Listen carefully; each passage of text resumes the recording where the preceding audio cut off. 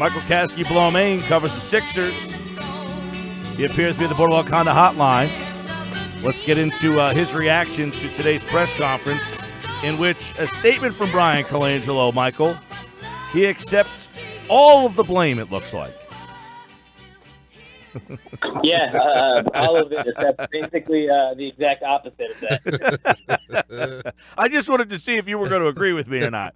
Yes, he accepted basically no blame for this, and essentially, you know, they come to an agreement that he resigns, and I guess a resignation is a way for, you know, I guess the Sixers maybe get out of having to pay him, and because if you fire a guy, you might have to pay him, right? Yeah, I think it was like you said. I think that's just a way to get out of the contract completely, you know, just completely sever ties without having any lingering debt to pay out to him.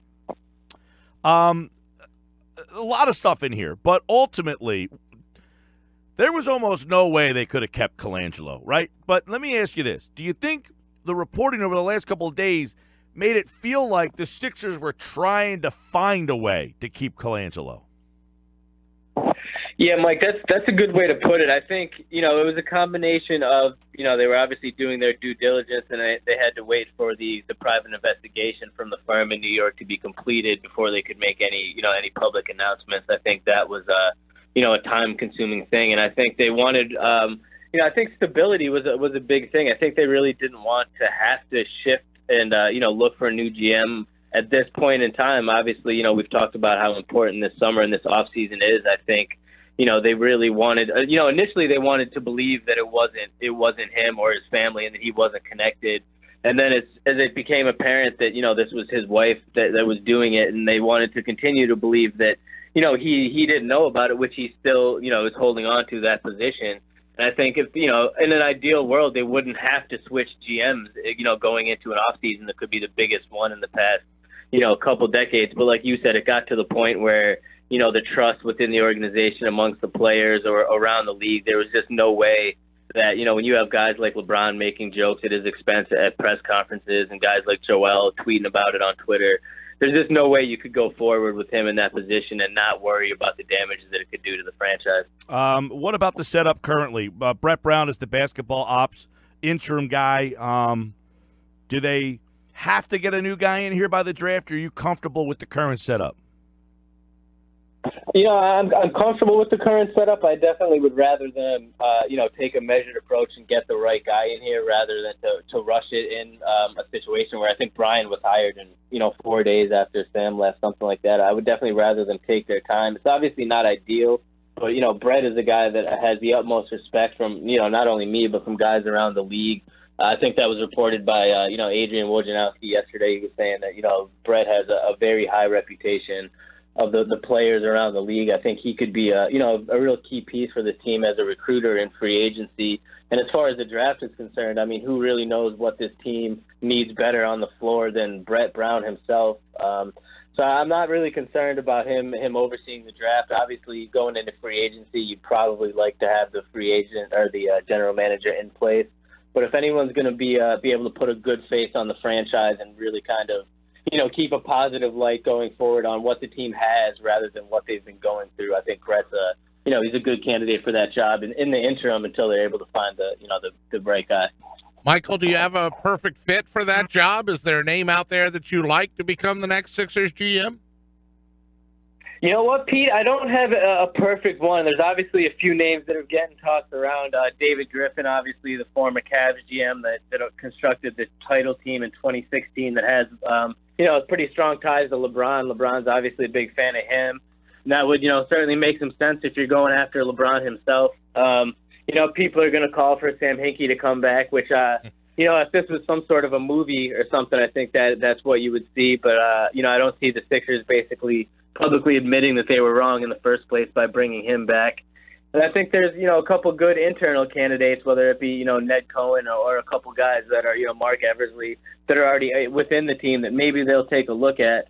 So there's not one guy that I'm particularly gunning for right now, Pete. I think as long as they get a guy that really understands the trajectory and the culture of the team and can fit and, work well with Brett Brown. I think that's key. As long as they get a guy that checks those boxes, I think it'll be definitely a solid move. I just want to interject real quick. You mentioned something about Sam, and you kind of insinuated, Michael, that the Sixers wouldn't want to admit they made a mistake, right? But wouldn't that almost be the ultimate re-slap back at the NBA? Like, you gave us this guy. We didn't want to get rid of our own guy, so this is what we're doing. We're going to bring this guy back. How do you like that? Yeah, I mean, if they were trying to stick it to the NBA, I guess technically, Mike, that would be a good way to go about it. I just don't see, it would literally basically be, a public acknowledgement of, we never should have, gave into this from the league in the first place and allowed Sam to be pushed out, to only bring him back 2 years later after this, ridiculous scandal with the guy that they replaced him with. It would, it would just be a bad look for the franchise. I think it would be, obviously the fan base, a big portion of it would like it, and I think it would be interesting. Sam never got the opportunity to really see out the vision and see what he could do other than setting the team up for success. So, I mean, it would be interesting, but I just don't see, the way this team has really kind of tried to spin things in their own favor in PR ways in the past. I just don't see them kind of doubling back and going back to Sam. Hey, Michael, what do you think about the Celtics name that's come out, the assistant GM, Mike Zarin there? Mike and I talked on Monday's show a little bit about his name coming up, and yet I guess he's been a Celtics season ticket holder. He was in consideration when he got hired and didn't jump at that point. Is he a legitimate candidate? Yeah, Pete, that's another name. That's a good one. I think that, like you said, he was that they were interested in him prior to Sam Hinkie. Obviously, he's been played a big role in helping Danny Ainge build what the Celtics have going for them in Boston. That's a guy that the franchise has been interested in for a few years. So I think that I definitely think that he might be getting a phone call. I think if I had to guess, I would think that the Sixers will probably call quite a few guys. I think they will try to do more rather than less. Where I think when they brought Bryan in, even though they said that they had interviewed a whole lot of candidates, that process was pretty quick. I think this one will be a little more thorough, where they might try to leave not a whole lot of stones unturned, considering how important of a juncture they're at with the franchise right now, where they're in a position to potentially move in a legitimate title contention. So I think Zarin's a guy, several other guys that are not at the top spot at the GMs and their teams around the league, but right in that secondary role. I think there's a lot of guys to consider, and I think they'll definitely have their feelers out to a lot of different places for sure. Michael Kaskey-Blomain with us. So, Michael, do you think the stink, if you will, is off the Sixers enough to become an attractive landing spot for free agents after this, or does it linger? I think so, Pete. That was something that I thought was really going to be a concern if this was a situation that was going to drag off into June, potentially into free agency. I think now, there's enough time, almost a month or 3 weeks until free agency starts, that they could, hopefully look to get a GM in place. And in the meantime, like I was saying previously, I think Brett Brown is a really solid piece to have in place there, in terms of a guy that can really probably attract some other players to play with him. The players have nothing but positive things to say about him.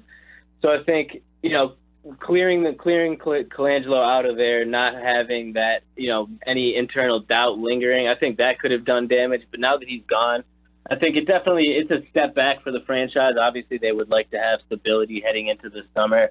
But I think the way it was handled, they did a thorough investigation. He remains that he was innocent, but he's, gone now. I think that it should not impact, their free agency situation that much. I think for players, a lot of times it comes down to, obviously who they're going to be playing with, who they're going to be coached by, and then, a few steps down the rung, it would be, okay, who's going to be the general manager of the team? I don't think it should be, that big of an issue at this point. Best move Colangelo made. Was there I don't say he did a horrible job. I wouldn't say he did a great job. I kind of say he did a nice job. Did a nice job. I don't think he changed the franchise by any manner, but what is the positive impact, and what, obviously the Fultz move will ultimately be what he was remembered for, but is there anything that you can say, I got to give him 100% credit for this?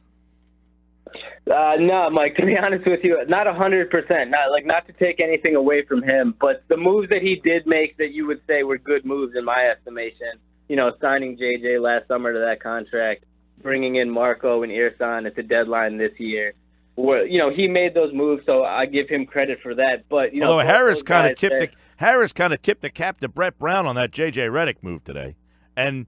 Well, that you took the words out of my mouth. They both, Irsan and Marco, said that they came here to play with Brett Brown, to play with the players. So while Colangelo was the one that technically orchestrated the moves, I don't think it was the fact that Bryan Colangelo wants me here. I think it was the fact, all right, Brett Brown is a guy that I like and looks like I would like to play in his system. They have young talent on this team. I think it was a byproduct of things that were already in place. To me, Bryan Colangelo will just be remembered as a placeholder. Whoever they put in next, they had Sam Hinkie, who set up this whole thing, that put the pieces in place.